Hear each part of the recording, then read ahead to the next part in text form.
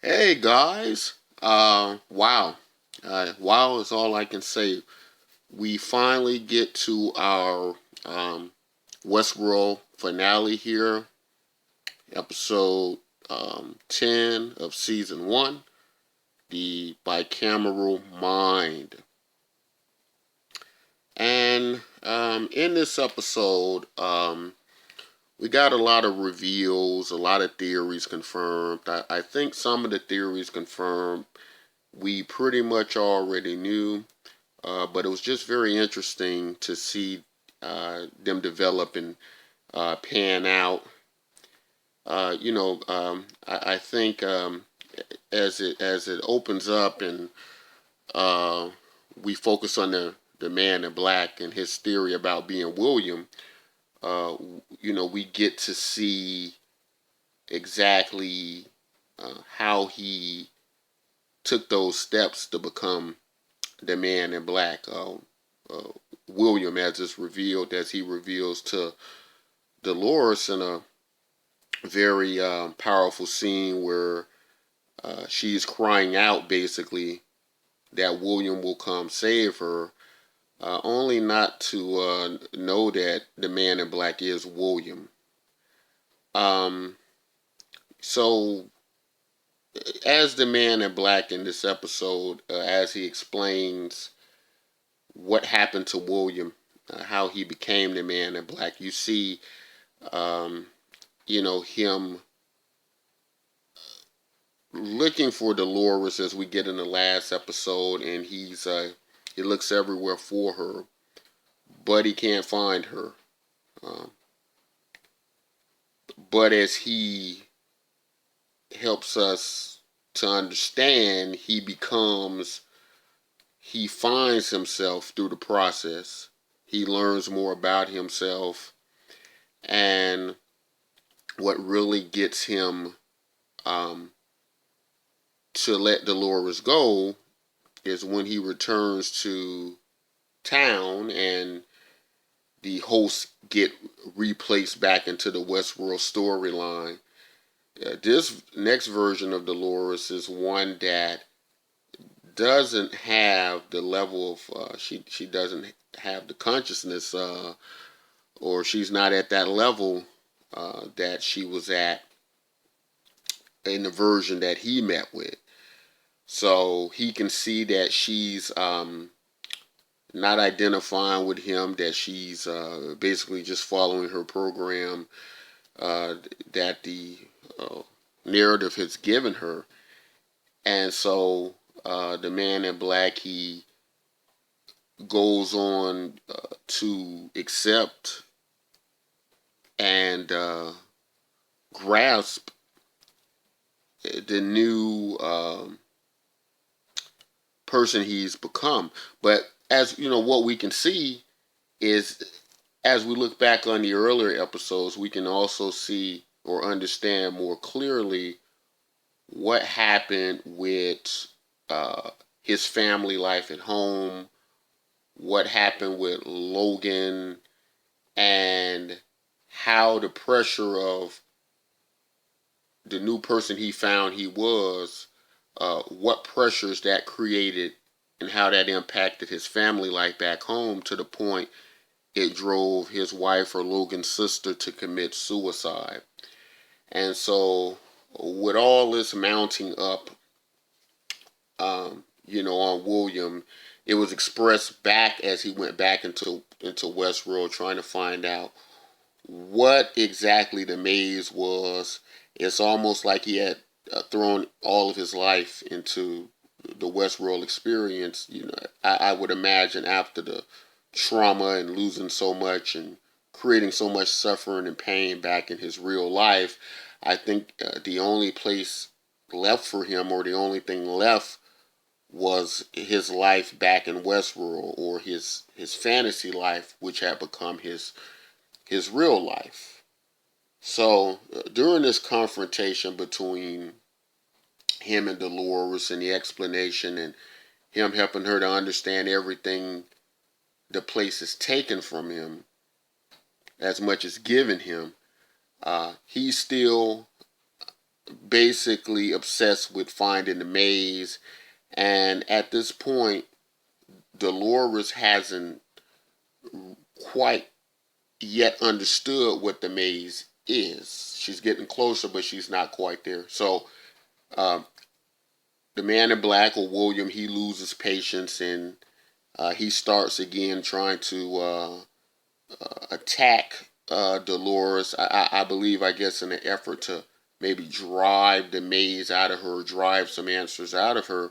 But this time she fights back, and she fights back, and uh, breaks his arm. He's in a lot of danger, and he manages to stab her with his knife, and uh, but Teddy is on the way. Teddy seems to be going through his awakening, and he's starting to understand and more about his role, and he gets there to save Dolores, or what we believe to get there to save her from the man in black, and they're able to escape. And he shoots the man in black, but the man in black, he doesn't die. He's still able to um, get up and continue on, uh,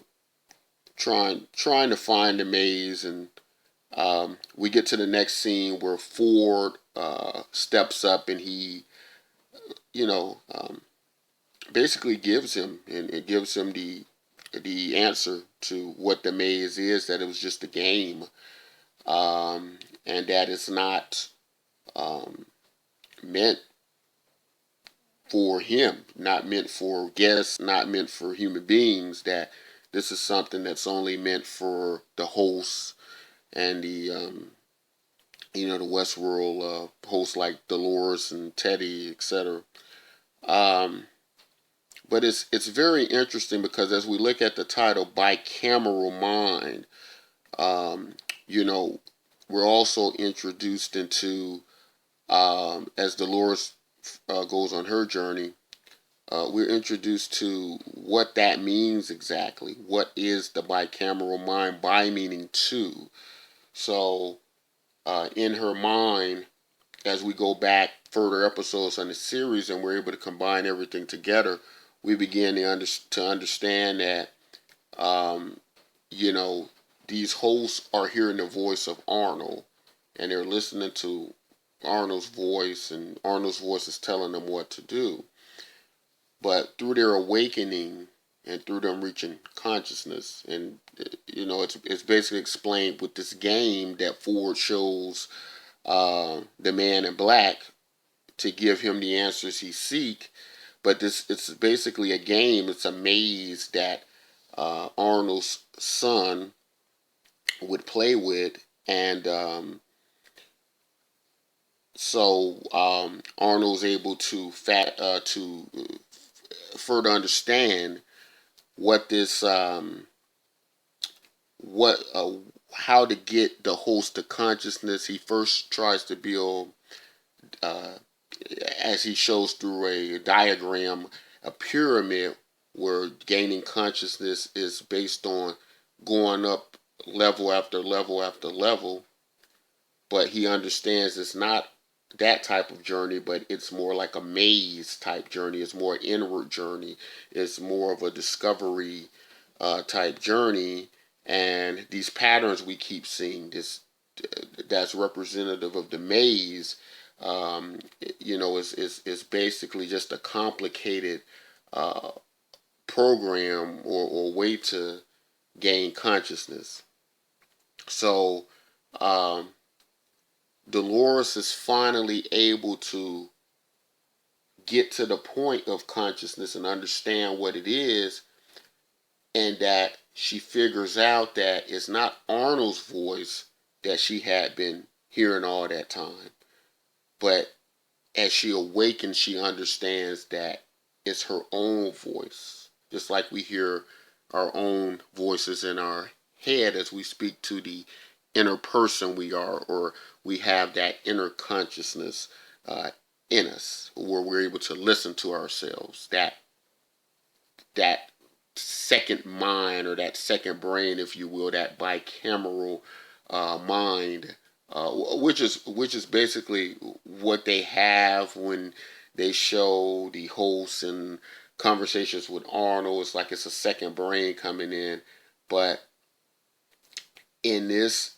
when they reach consciousness, it's only one mind. They understand that it's their own voice that they're listening to, like how we've seen them um, earlier in some of the earlier episodes where you see all the hosts sitting in the church pews, and they are basically going crazy because they're trying to figure out, they're hearing all these voices in their head, and they're trying to figure out, I imagine, what it means or where it comes from. So a lot of them go crazy, but Dolores is able to understand and reach consciousness, and figuring out that it's her own voice that she's listening to. So just an amazing episode.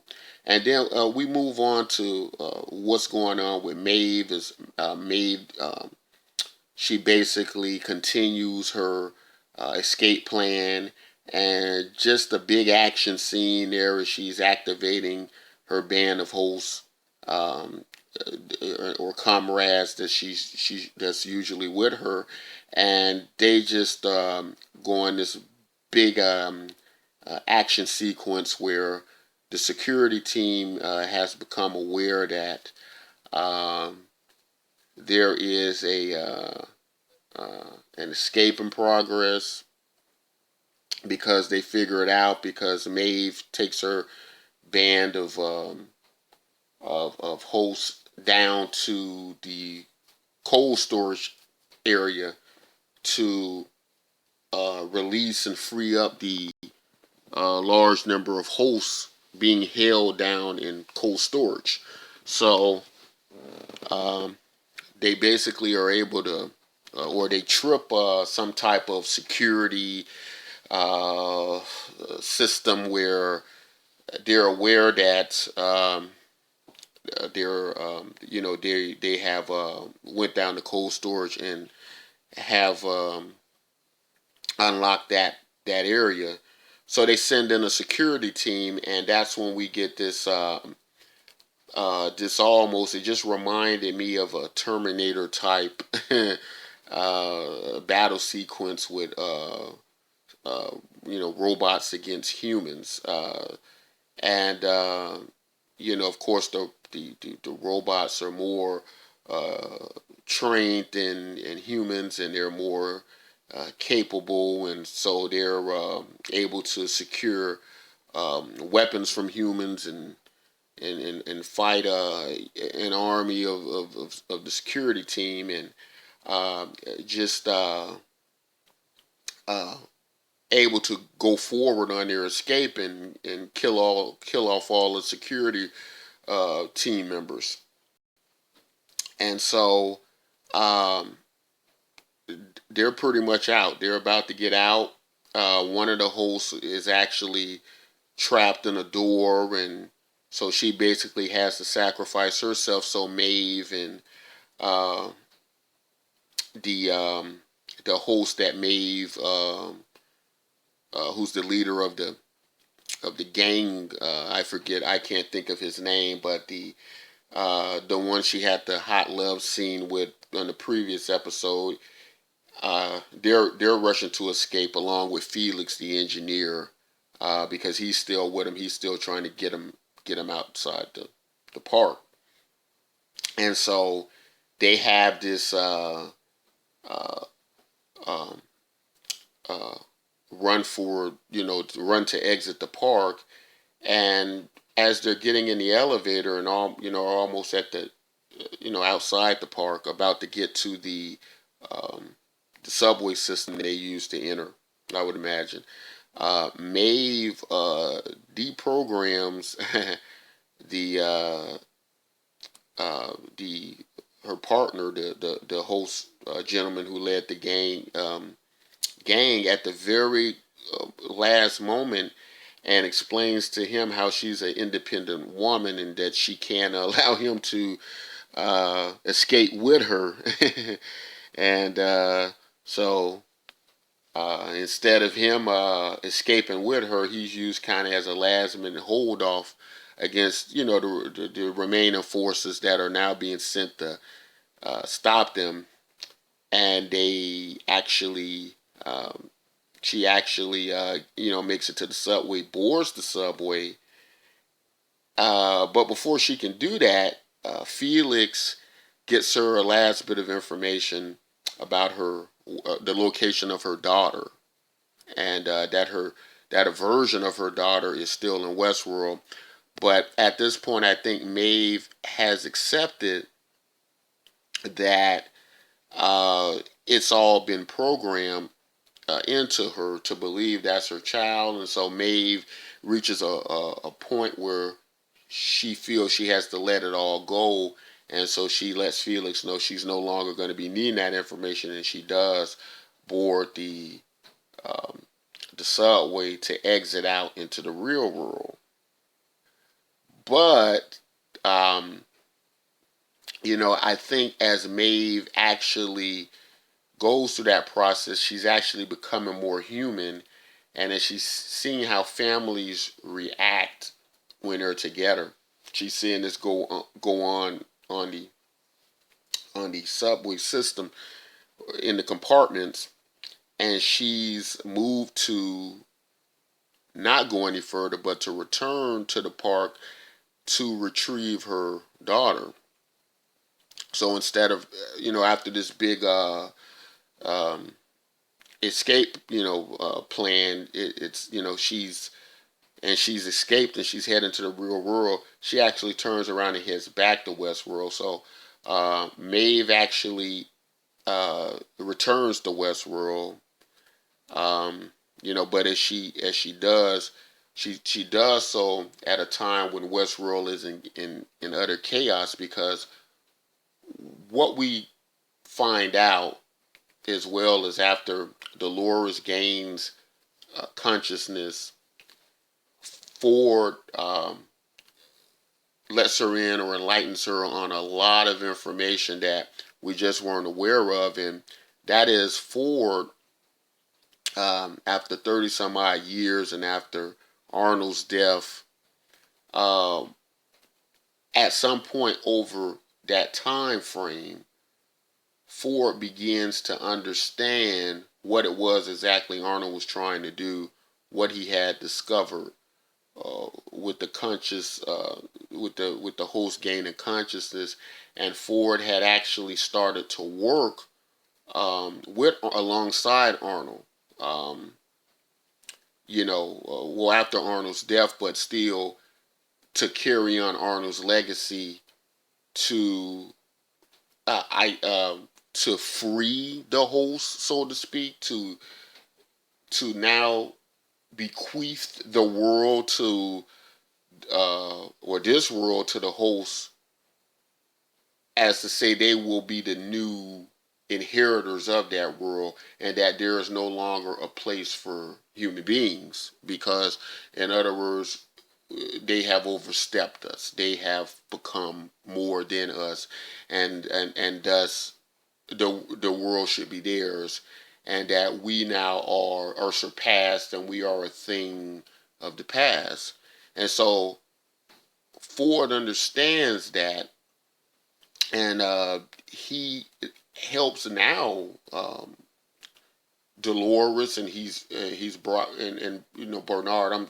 I'm sorry, I skipped over. Bernard had been recommissioned, but not by Ford. It seemingly by Maeve. Maeve wanted to uh, um, uh, during her process of her escape plan. They actually cross the place where where Ford had made Bernard shoot himself. And when she saw Bernard lying on the floor, she basically had Felix, the engineer, to put Bernard back together, and he was able to retain his memory and consciousness, and thus he was able to help to look at Maeve's programming, as he wanted, as I'm sorry, Maeve wanted Bernard to find out who had a backdoor program into her her program, uh, basically feeding her information and telling her what to do. They were trying to get to the bottom of that, and Bernard was um, trying to reveal to her that someone was still controlling her and writing still in control of her programs. But Maeve at this point did not want to accept it. She wanted to just ignore that because she really felt she was in control of herself. And I think at this point, Maeve had reached a point where she was just tired of being controlled, and she really felt that she had been free from being controlled, by humans. So Maeve just couldn't accept it. She wouldn't accept it, although it was pretty clear that someone still had control of her, and which begged the question that when Maeve does actually board the subway at the end to leave the park, but then turn around and return to the park, it begs the question: did she do that of her own free will, or or was it that whoever wrote the code were they making her do that? And was it for writing the code so that Maeve would do everything to ignite this revolution she ignited with freeing up the host? But folks, just bear with me. It's a lot of information, and this is gonna have to be one of these. It just shows the complexity of the Westworld series, and I watched it kind of late. I'm a bit tired, but I wanted to try to get this video out. While it was hot and while everything was going on. So I will have to revisit. I will have to revisit this this this video review and really get in depth into detail. So I think this is more going to be more or less a summary of the episode than a lot of my personal feelings and a careful study of what really was going on. But to jump back to what we were discussing about Ford and him revealing that he's been part of the entire situation or with Arnold and he how he had changed and start to agree with Arnold and work along with what Arnold was trying to do. Um, it's possible that Ford could have put the code into Maeve to ignite this revolution, because also what's happening is Charlotte, the board member, she's pretty much let Ford know it's over, that he has to announce his resignation in a gala party they had scheduled for that evening. And Ford was, surprisingly to me, um, very accepting and pretty much laying down and not fighting her back, which initially made me feel he had some grand plan like he always has. And he did basically have it, but what was true in what he was saying was that he was stepping down and moving on, and so he let her know that he would be there and he would announce his resignation, and that the board had were taking control of Westworld. But as I jumped ahead to kind of take a step back, um, um, in the revelation of William to Dolores, or the man in black, about whom he was and how he got to that place or that position he was in, the man in black reveals, as William, he reveals that he holds most of the stake in the Westworld theme park, and that it was him. It was him that was able to keep the park going all these years from his investment and funding of the park.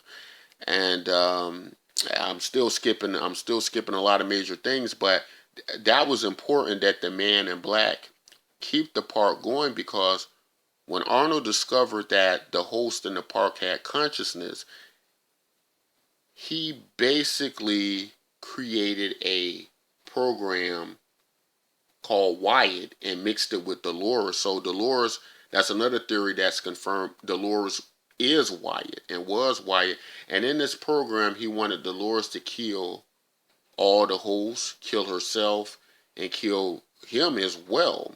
And in order to hopefully through this disaster, make the park not open and make it hard for it to open. In other words, he was trying to sabotage the park to keep it from opening after the host had become conscious, because Arnold understood what would happen to the host, and that the host would be held prisoner, would be conscious beings held prisoner in this park. So it it would have worked, and it almost did, but the man in black, William, after his experiences with the park, he felt he had to keep it open, and in his wanting to understand what it was all about, his funding kept the park open. So, it's basically revealed that the man in black is basically in control. His shares and his the board is basically in control of Westworld, and so Ford knows his time is over and limited. But what he does is um, the same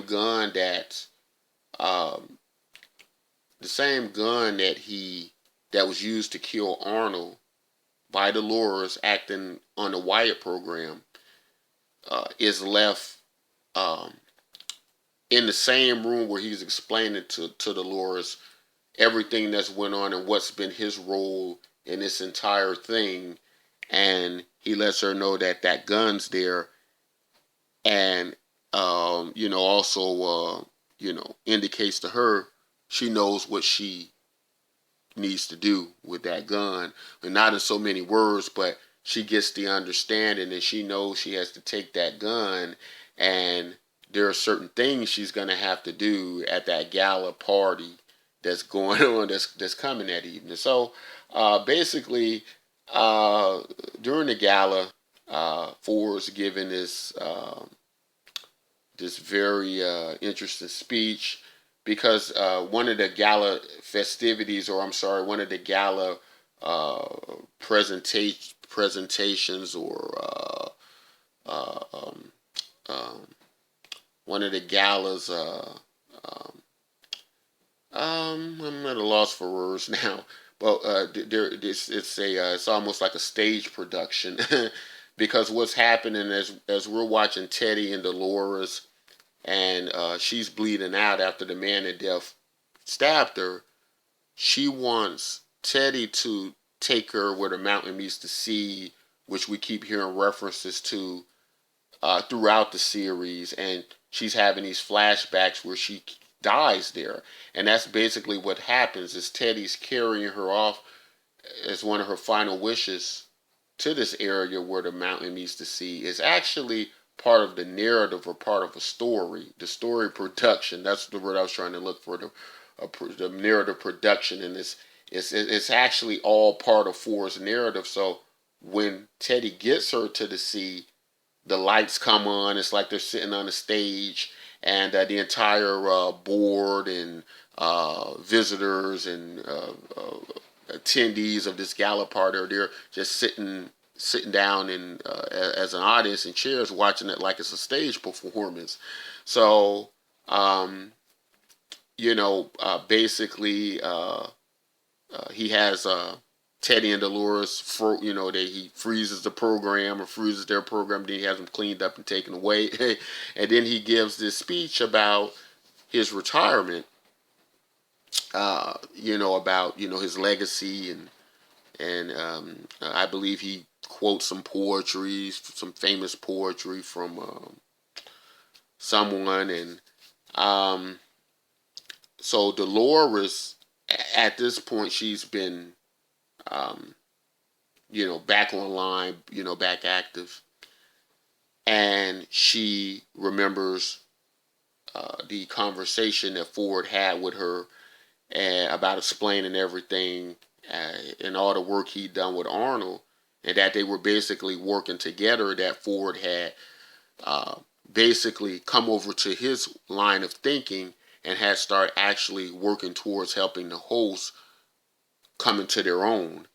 And so that's when he puts the gun in front of Dolores so that she can understand what she needs to do. That in order for them to have a I'm getting that the idea is in order for the host to really be free, they're going to have to get rid of the humans. So during the gala, as Ford's giving his speech, Dolores walks up behind him, pulls a gun out, shoots him in the back of the head, and then she starts firing on everybody in the crowd. So, basically, it would seem that the hosts are trying to, are basically understanding that they have to get rid of all the human beings in order to really be free, that they're not going to be able to live alongside human beings. So, you know, the hosts that were in cold storage, and then these marauders we have been seeing throughout the earlier episodes, and some people were saying that they were like the Manitors or who guard the maze. Those figures or Native Americans or whatever they were. A band of them at the gala party, they just emerge out of the woods. So it looks like it's going to be a slaughter of every human and everybody at this gala party, and it looks like it's just going to be this big host revolution, and they're going to fight off everyone there. And I don't know if they're going to venture off into the real world, which may be what season 2 is going to be all about.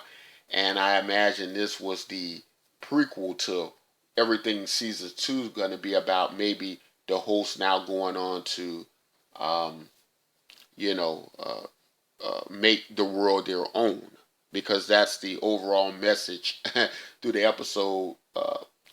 I seem to understand, as well as Dolores was telling the man in black, that there's something better and they're going to walk over their bones. So it seems to be this overall idea that the hosts really need to get rid of the humans.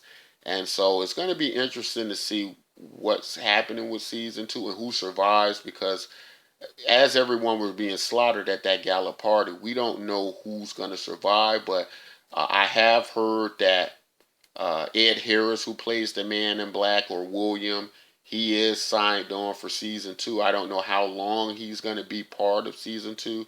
I don't know if he's going to just have a short role where he's dying.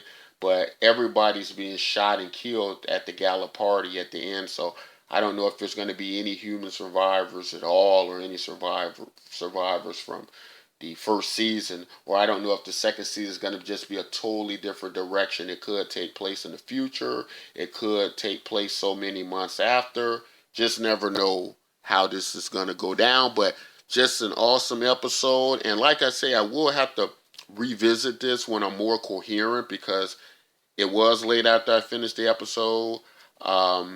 It is just a lot of information to digest and put properly into words. And I am doing this ad lib, so I didn't really take any notes. I just kind of tried to take in as much as I could with my brain and just put it out.